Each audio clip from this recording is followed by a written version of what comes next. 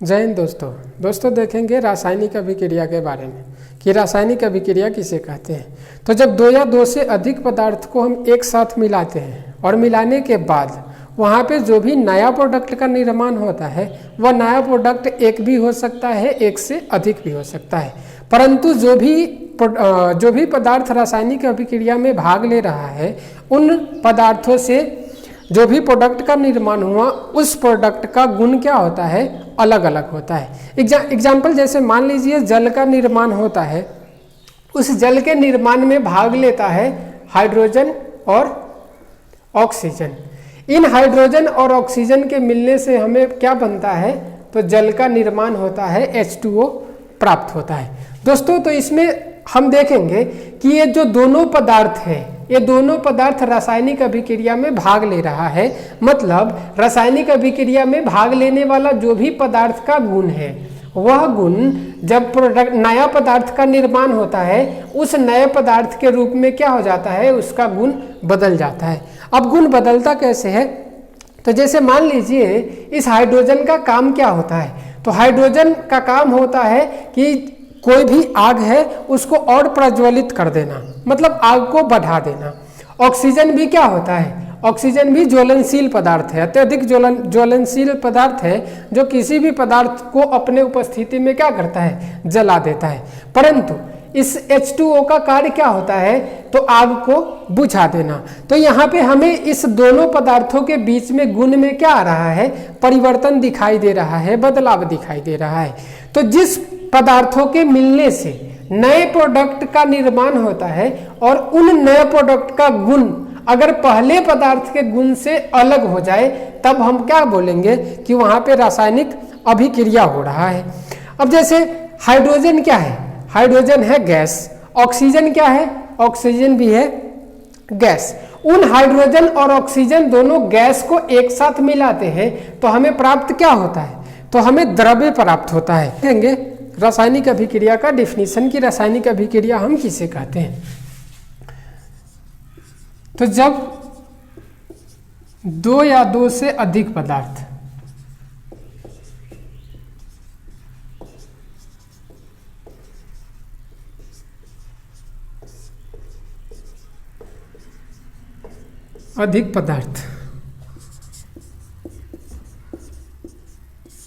आपस में मिलकर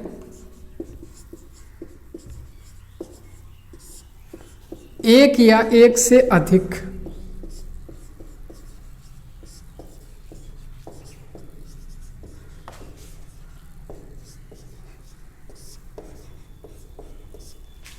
नए गुणधर्म वाले पदार्थों का निर्माण करता है।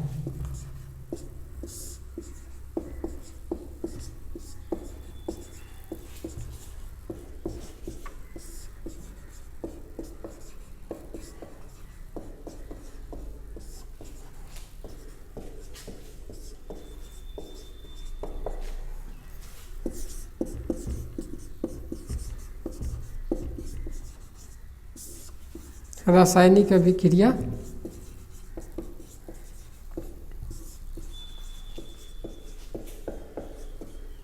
कहलाता है। दोस्तों देखेंगे डिफिनीशन क्या कर रहा है, डिफिनीशन कर रहा है कि जब दो या दो से अधिक पदार्थ, मतलब यह हुआ कि रासायनिक अभिक्रिया में भाग लेने वाला पदार्थ दो भी हो सकता है और दो से अधिक भी हो सकता है। ये निश्चित नहीं है कि केवल दो ही पदार्थ मिल करके नए पदार्थ का निर्माण करेगा, नहीं, यहाँ पे दो भी भाग ले सकता है और दो से अधिक पदार्थ भी भाग ले सकता है आपस में मिलकर एक या एक से अधिक। अब देखिए यहाँ पे जो भी नया पदार्थ बना, जो भी न्यू प्रोडक्ट का निर्माण हुआ, वह न्यू प्रोडक्ट के रूप में हमें एक पदार्थ भी प्राप्त हो सकता है और एक से अधिक पदार्थ भी प्राप्त हो सकता है। अब उन पदार्थों का जो भी गुण है वो पहले वाले पदार्थ से क्या होगा, अलग हो जाएगा। अब कैसे अलग होगा, तो आपको हमने पहले बताया कि जैसे मान लीजिए H2 जल का निर्माण करने के लिए H2 और O2, हाइड्रोजन और ऑक्सीजन दोनों को मिलने से बना क्या, H2, वो जल बन गया। अब यहाँ पे हाइड्रोजन क्या है, हाइड्रोजन है गैस, ऑक्सीजन क्या है, ऑक्सीजन है गैस। तो दोनों गैसीय पदार्थ के मिलने से हमें प्राप्त क्या हुआ, तो लिक्विड प्राप्त हुआ। अब यहाँ पे इनके अवस्था में क्या हो रहा है, परिवर्तन आ रहा है, मतलब इसका गुण बदल जा रहा है। मतलब रासायनिक अभिक्रिया होने के बाद जो भी नया पदार्थ बनता है उन नए पदार्थ का गुण क्या होता है, पहले वाले पदार्थ से अलग होता है, मतलब उससे भिन्न हो जाता है।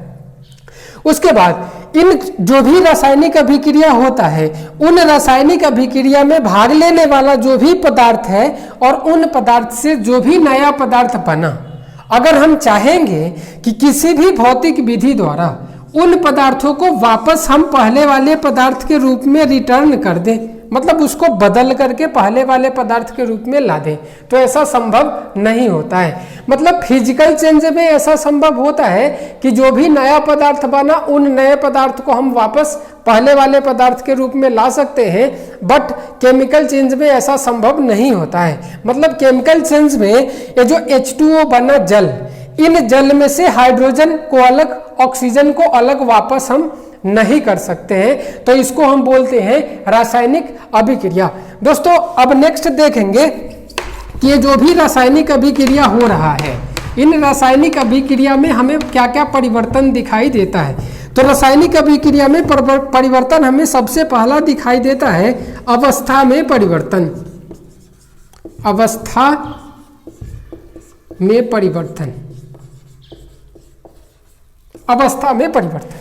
दोस्तों तो आपको हम पहले बता दिए हैं कि अगर मान लीजिए एक मोमबत्ती को हम जलाते हैं तो मोमबत्ती सबसे पहले एक ठोस अवस्था में रहता है। अब उन मोमबत्तियों को जब हम जलाते हैं तो मोमबत्ती ऑक्सीजन के उपस्थिति में आकर के जब जलना प्रारंभ करता है तो उसमें से ऊष्मा रिलीज होता है, तो वहाँ पे ठोस बदल जा रहा है। किस रूप में, तो ठोस बदल जा रहा है गैस के रूप में। सेम वैसे ही हमारे शरीर के अंदर भोजन का जब पाचन होता है तो भोजन का पाचन की क्रिया में कार्बोहाइड्रेट को तोड़ने का काम कौन करता है, तो ऑक्सीजन करता है। तो ऑक्सीजन उन भोज्य पदार्थ को तोड़ करके वह क्या चीज में बदल जाता है, तो कार्बन डाइऑक्साइड के रूप में बदल जाता है। तो ऑक्सीजन का गुण कुछ और है, कार्बन डाइऑक्साइड का गुण कुछ और है। तो यहाँ पे जो भी उसके अंदर परिवर्तन आ रहा है उन परिवर्तन को हम क्या बोलेंगे, अवस्था में परिवर्तन या उनके गुण में परिवर्तन। अब अवस्था में परिवर्तन का, जैसे मान लीजिए कोई ठोस पदार्थ है, कोई दो ठोस पदार्थ मिलकर के एक द्रव्य पदार्थ का निर्माण कर दे, या एक द्रव्य पदार्थ एक ठोस पदार्थ मिलकर के एक गैसीय पदार्थ का निर्माण कर दे। जैसे मान लीजिए जिंक है, Zn। अब यहां पे जिंक अगर किसी अम्ल के साथ अभिक्रिया कर ले, हाइड्रोजन सल्फेट, जिंक अगर हाइड्रोजन सल्फेट के साथ अभिक्रिया कर ले तो अभिक्रिया करने के बाद क्या बनाता है, जिंक सल्फेट का निर्माण करता, और जिंक सल्फेट के साथ साथ हाइड्रोजन गैस को क्या करता है, फ्री करता है। अब यहां पर देखिए ये जो जिंक है ये तो धातु है। अब धातु अभिक्रिया जब किया अम्ल के साथ तो यहां पे गैस रिलीज कर दिया, गैस बना दिया, तो ठोस पदार्थ किस रूप में बदल रहा है, तो ठोस पदार्थ गैसीय रूप में बदल जा रहा है। दोस्तों नेक्स्ट आता है रंग में परिवर्तन।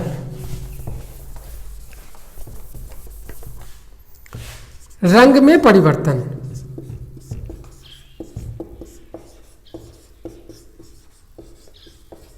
रंग में परिवर्तन।